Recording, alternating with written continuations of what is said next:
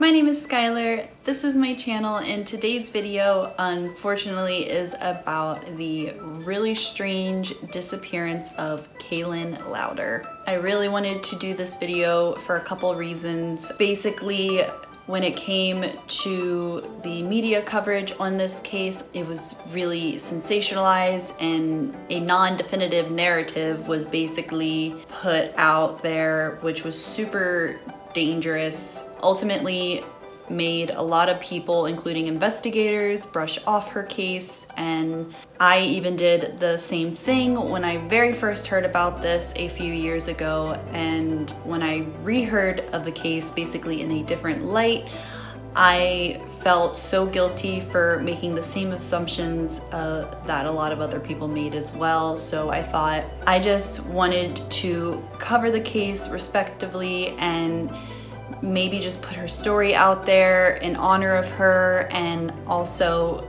you know, just show again how dangerous it is for false information when it comes to these types of cases. So it's the very first true crime video I've ever done.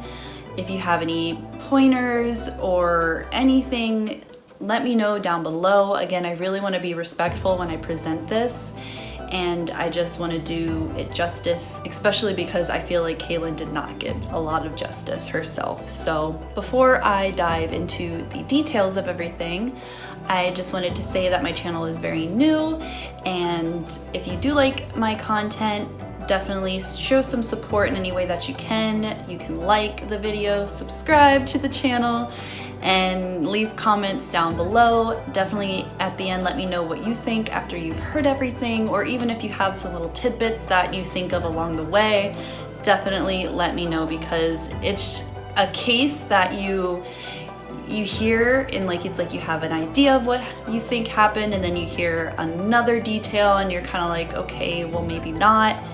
So I definitely have my theories, but before we can get to that part, I should just introduce you to Kayelyn and let you know who she was as a person.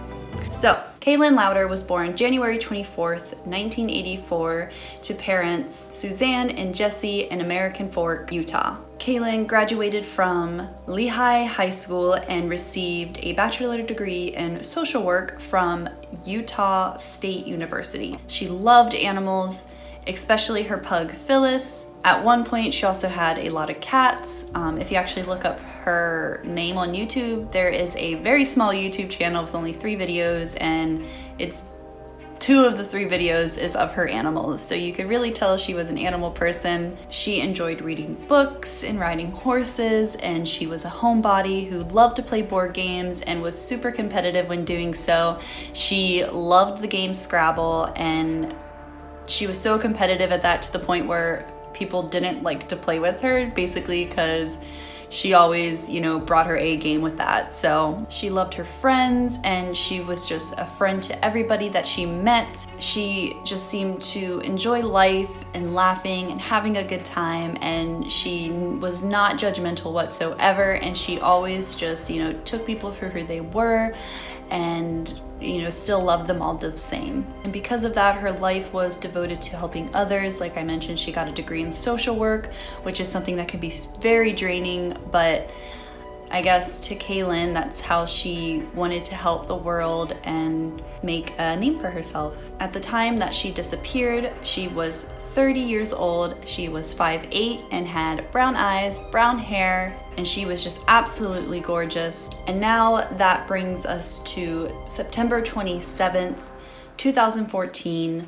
Kayelyn had recently lost her job and was kind of in a funk about it. Of course, who wouldn't be? She was actively, you know, looking though, even though she was a little down in the dumps, she still had the spirits to just keep looking for another job, and she was working on her resume. In fact, that September 27th, that is exactly what she planned on doing that day, was working on her resume. That day, she was wearing a white tank top and some dark shorts and no shoes from what we could see from the surveillance video that was taken of her before she went missing. But before I show you the surveillance videos, I want to just lay out some other facts. So police were notified that Kayelyn was missing, and I believe the police wasn't sure there was very much they could do because she was an adult, so the family did conduct a search themselves the day after. 9 weeks would go by and no one had seen Kayelyn or heard much of Kayelyn, and there was a lot of speculation of what could have happened. But again, before I show you what causes a lot of controversy, I just want to explain how she was found. So again, 9 weeks had gone by and it was December of 2014. And workers were working on a drainage pipe in the West Valley City on, I guess, that Monday morning. They had seen a body barely poking out in the middle of the river underneath the bridge. It had been pinned up under the bridge, and that explains why she wasn't found prior, because I know that they did search this river because there is a creek that is behind her house that does feed into this river. Her body was partially hidden by water plants and moss and things like that, I believe leaves as well, and she was found like 5.5 to 6 miles away from her apartment complex. When the body was discovered, police couldn't even determine a gender or age of the body due to the water damage. Basically, they couldn't determine a age or gender of the body, but eventually DNA was compared and it was discovered to be Kayelyn Lauder. Now, I believe the family had to wait 4 awful months until an autopsy result came out, and it was like those 4 months didn't even matter because the autopsy determined that it was her death was undetermined because of the water exposure, and there was no sign of any trauma to the body, meaning that they couldn't really say that there was foul play involved. There was nothing done to like her bones, no scratches or no like lacerations or anything, bruises that they could have seen. Although I will say that the family, quote, "Her body was filthy, it had moss and dirt and leaves, and we were really surprised that they were not cleaned up to examine her body really thoroughly to see if there were cuts or wounds or even bruising underneath that debris." So I guess that's how the body was presented to the family after the autopsy, which that is a little weird, but I'm not sure how autopsies are done. I obviously don't do them. The police were very adamant that they didn't think that foul play was involved because of the lack of signs on the bodies, and police kind of speculated that this was more like self-inflicted or like an accident, something along those lines. But a lot of people will say that it's impossible for them to say that because an accident of falling into said river would also result in some sort of damage to the body. So the toxicology report came back saying that there was nothing illegal or harmful in her system. Now, I don't think that entirely rules out alcohol, but if she had enough alcohol in her system for it to like factor into this, I think that would kind of be considered harmful. So as far as we know, there wasn't really anything in her system, and she wasn't known to be taking any types of medication or anything like that. Now, with them finding the body, it is definitely now confirmed that she is deceased. She is survived by her parents, her twin brother Colton, her brother Parley, or Stacy in parentheses, her sister Maddie, although she did like to tease and call her Connie, it said, and her niece Bea, also her grandmother Marvel, and many aunts and uncles, cousins and friends who will miss her dearly. Now, looking at everything that I had just told you, it doesn't seem completely odd other than the fact that we don't know how she ended up in the river in the first place. And like I said, a lot of people did speculate that she had done this to herself, and that is because of basically the horrible image of Kayelyn that the media basically sensationalized. So that brings us into the security videos and the 3 911 calls that Kayelyn had made the day before and on the day of her disappearance. So starting with the 911 calls, and now we're going to go in chronological order up until the point that she disappeared. So we are taking it back to September 26th. On September 26th, and I believe a few days before, it had been a mixture of heavy rains and thunderstorms in the area. September 26th at 9 p.m., 911 had received a call from Kayelyn saying that in her condominium's clubhouse that there were 2 men fighting, quote, a large fight at the complex's clubhouse. And then when officers arrived, they had only found that there was a wedding reception going on. And I believe I've heard in some sources say that they had been putting up fireworks at the reception. Either way, later that night, Kayelyn had called 911 and she hung up before anyone answered. The operator did call her back, and apparently she had been mumbling and basically saying how she was afraid and she couldn't remember her address, and her roommate calls her delusional and that she lives in a don't tell, don't meddle type of community. She didn't want to endanger any of her friends. That call ends, and then the next morning on September 27th, the day that she had went missing, earlier that morning, again, it was a very rainy day and there were heavy fogs at some point as well. And Kayelyn had called 911 for the final time at 8:18 a.m. This is the only call that had been made to the public. I will play it for you right now. Your emergency. 5584107. I have an intruder at the house. Repeat the address for verification. 5. They're stealing from my house. Okay, say your address one more time. I'm having a hard time hearing you. 5. Marie. And the phone number you're calling from? 801. Get the out of my house.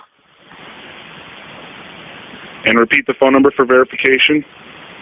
8. Okay, do you know who this person is? No, I don't. I just know that there's an intruder in my house. You don't know who they are? No, I don't. I'm going to look from where I'm at because I'm worried about my safety.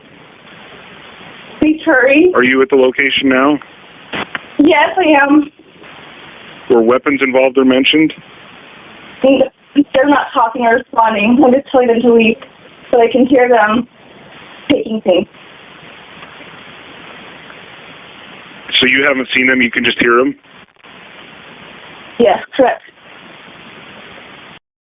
Are you or anyone else in immediate danger? I believe so. Okay, are you able to get yourself to safety? I just want to answer that while he's here. I'm sorry, what? No. Can you talk freely with me? Yeah. Okay, where exactly are you?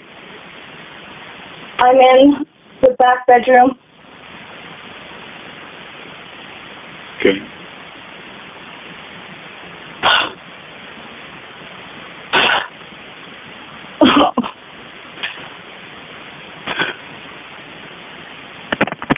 Where did the suspect enter the building?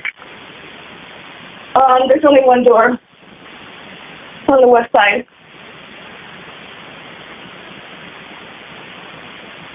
Okay, where are the possible exits from the building? There's only one. Get out of my house! Is there anyone else in the building who belongs there? Yes, there's 6 apartments. I'm sorry, what? 6. There's 6 people? 6 apartments. Okay, is there anybody else in your apartment that should be there? I believe she is here. I have a roommate. Where is she at? Next door to me. Okay, I'm just going to stay on the line with you until officers get there, okay? Just let me know if anything changes. What is your last name? Louder. And your first name? Kayelyn. It's what? Kayelyn? Can you still hear them? Yes. Where does it sound like they're at? The front room, near the entrance. It's a small place. Shut up! Are they saying anything? Yeah, I heard someone say, hey, go in there, so there's obviously two of them. Hey! Karen, lock the door! There's something going on there. There. Come here.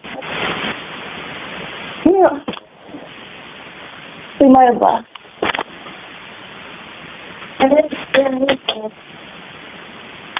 Okay, what's going on now? Hello? Okay. Since they left? They've left now? Yeah, so I'm just going to look and see if anything's been taken. Someone opened the door, and I heard them come in. So Okay. I know that Do this you know where they went at all? No, don't do that, Carol. If the door's still locked, it's not impossible. They must have a key or something. Because when I took the dog out, I heard people talking. And there was people last night, like, sitting outside the window. And so they, like, were scoping us out or something. Nobody knows about it. Oh, Karen. About, like, the fake key? Or the hiding key? Yeah, but nobody knows about it. It's impossible. Well, I took it out. Like, I had it on my person.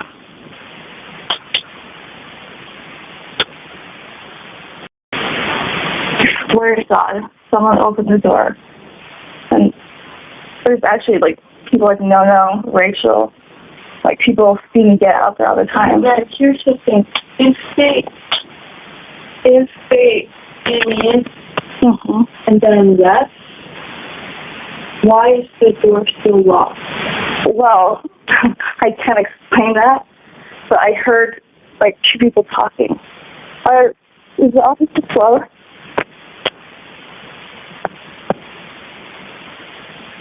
What was that? Is the officer close? I'm not sure where they're coming from. They're on the way. I don't know where they're coming from, though.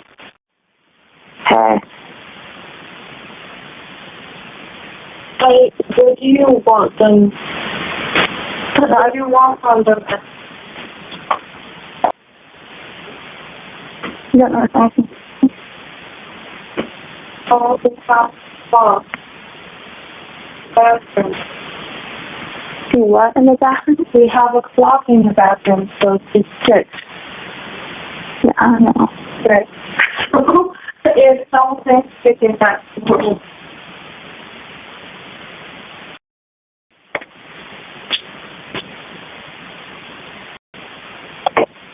Larry.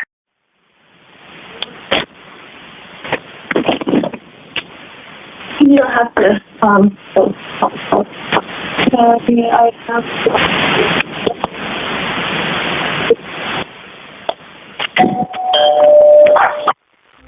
Many people think that she is having auditory hallucinations. They think that because she is yelling at the burglars, which is a behavior that not a lot of people think you would do when someone's breaking into your home. But I will like to say that everybody handles these types of situations differently.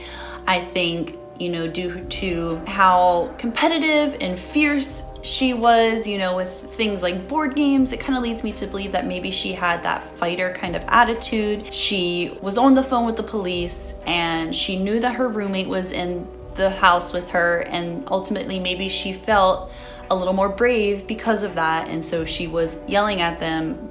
Again, she was in her bedroom and the door was locked. So that's how I kind of feel about it. But a lot of people do think that this is really weird and that this plays into the delusional state that officers claim that she was in when she disappeared. And what backs that up is the security videos of Kayelyn, and I believe this is the last known sighting of her before she went missing. So I will go ahead and play those for you now.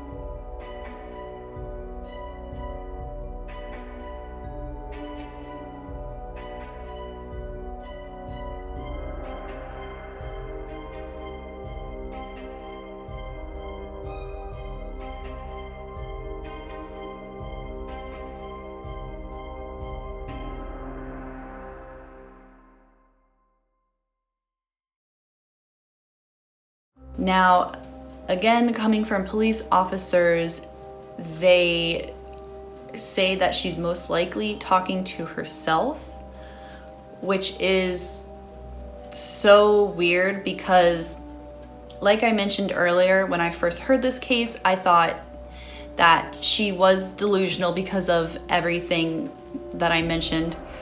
And it wasn't until I watched Rachel Shannon's video, which is a really, really good video on this case if you want to watch that after mine, because again, this is my first true crime video. I don't even know how well I'm doing all of this, but she said that it's so clear that she is talking to her dog, which when I watched this, now having a dog myself, that it makes complete sense.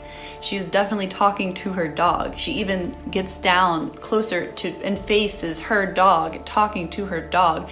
So the fact that police say that she had this totally animated conversation with herself, I think is ridiculous. That's the narrative that people have in their mind, and then they don't look into it, and then they just think that this is a crazy person. And that's exactly what police did, because I don't think they looked into this as hard as they could. I don't think that they explored other avenues because of this. I'm not even sure like why they even were so sure that she was talking to herself and so sure that there was no foul play when it's not definitive either way, basically. I don't know why they did that, but the family was very consistent with saying that this was not usual behavior for their daughter, but the unusual part about this is not their daughter. It is basically how she ended up where she ended up. Another thing that goes into the media exaggerating things is that they said that it was so bizarre for her to be outside barefoot in torrential downpouring rain, but when you actually look at the security footage, it doesn't seem like that bad of a storm. I know from living in an apartment complex, which I talked about a little bit in my previous video, so if you haven't seen that, go check it out. I think my experiences in that last video can kind of give me a bit more of an insight on how Kayelyn could have been feeling. And basically all the time, if I left something in my car, I would just run out barefoot. Even if it was raining, who cares? It was just running out a little bit and coming back, which I think is what her family thinks she was doing. Her family, I think, believes that she wasn't expecting to be out long and just went outside quickly for something. Another thing to talk about is when the clip of her running, people really believe that she's running away from something, whereas this podcast I listened to, True Crime Garage podcast I listened to, thinks that she was actually running towards something, which I agree with, because people think that she was running away from whatever and she was just so frantically running, which it doesn't seem that she was like running for her life. It seems that she was just hurrying to something instead, because she even, if you notice, she takes the time to look both ways before crossing, which, like, if I was running for my life, I would just be hightailing, you know, not even worried about anything else but getting away from the threat. But again, who can say how any of us would act in these certain situations, because everybody acts differently. So now that I've shown you everything, the 911 calls and the videos combined are the main reason why people think that she was delusional or schizophrenic, or I'm not quite sure of all the terms for that kind of thing, but basically that's why people thought that she had some sort of like mental or emotional issue, even though when officers searched her apartment, they did not find any medications of any type that would be for treating mental or emotional issues. Her family didn't know of anything that she would be taking either. That plus the toxicology report clearly states that she wasn't doing anything. I truly think that if you only look at what we have seen at face value, of course it looks strange, but that is only because we don't know the context of the situation. We don't know fully the context of the situation. So it's not cool for people to think that she's crazy, because I think a lot of people like to just fall back on that as an easy answer for when we don't know why people do things. I'm super hopeful that more information could be found about this, because it makes me so sad.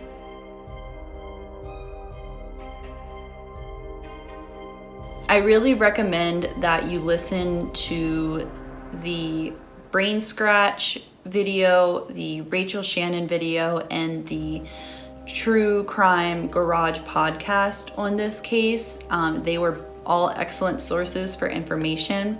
Overall, after hearing everything, I think we can agree that there is a lot of unanswered questions, and there is a lot of other avenues besides mental illness that investigators could have taken to try and solve her disappearance. Going back to how the body was shown to the family after the autopsy, not cleaned up. Maybe they didn't want to clean it because they wanted to look at it as is, but maybe after looking at it like that, take pictures and then just clean it up and see if there's any bruising or like anything. I don't know. I hope I really did this case justice and explained everything right. If I didn't and you have a question, or you just have, an aspect of the case that you want to chat about, definitely drop a comment below. I truly think, if you couldn't tell, that this was not in any way Kayelyn's intentions, that she did not, I don't think she accidentally fell into the river. It certainly was not suicide, as some like to speculate, because of her losing her job.